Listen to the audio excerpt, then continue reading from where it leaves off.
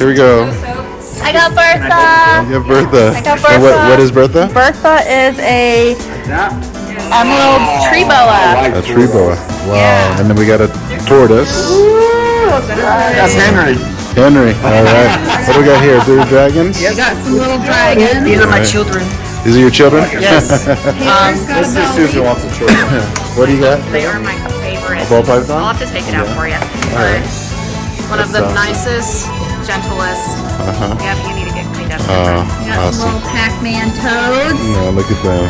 Mario and Luigi. And Mario and Luigi. Perfect. Got a little, well, I'm not sure if you can see them in the camera. Probably a different one. Let me Here see. you go, Crockett. Here they are, right here on the top. These are the tree frogs, right? I believe so, yeah. We got the fat-tailed geckos. Wow. Hey, if you want to save money on your insurance, call Geico. Yeah, right. Triplets. Sure. Careful, don't step on them. All right, awesome. And then we're working on the enclosure. It's something you're good at, buddy, right? You do this all the time. I sure hope so.